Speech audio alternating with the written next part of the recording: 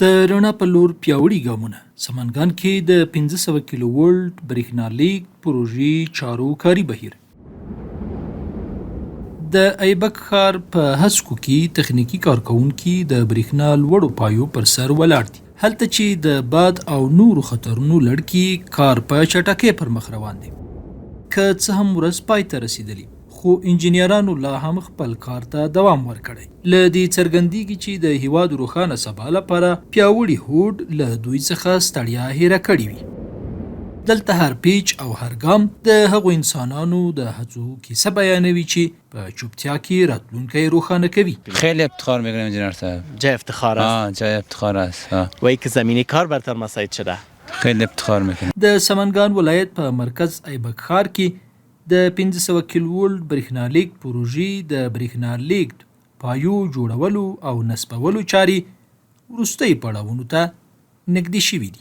9 تاور باقی مانده، دیگه تاورها نصب شده و این مرحله پنجمی است که بعد از این آخرین مرحله شروع میشه و مرحله لاین کشی است که عملا لاین کشی هم در ساعات مختلف شما دیدین که در جریان داشت و انشالله به زودی این پایه هایی که از ارکشن باقی مانده یا هم که نصبش تمام شود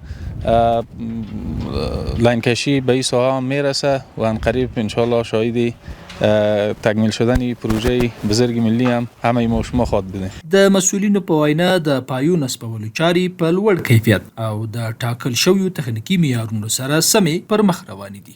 لکه څنګه چې تاسو یادوري وکړه د معیار او د کیفیت، نو په ساحه کې چې کوم ټیمونه دي ټول دې ته ژمن چې کار په ټاکلي وخت او د معیار مطابق سرته ورسوي.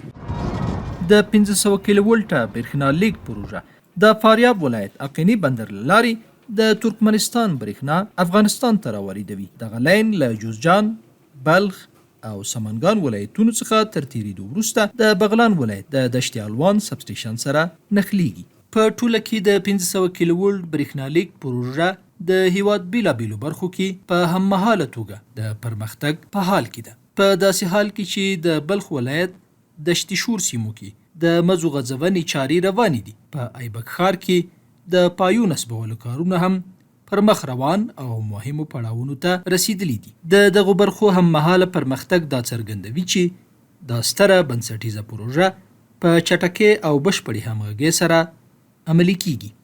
د دې پروژې په بشپړېدو سره به د دوامدارې انرژۍ برابرولو او هیواد کې د برېښنا وضعیت ښه والي برخه کې یو مهم او بنسټیز ګام پورته شي.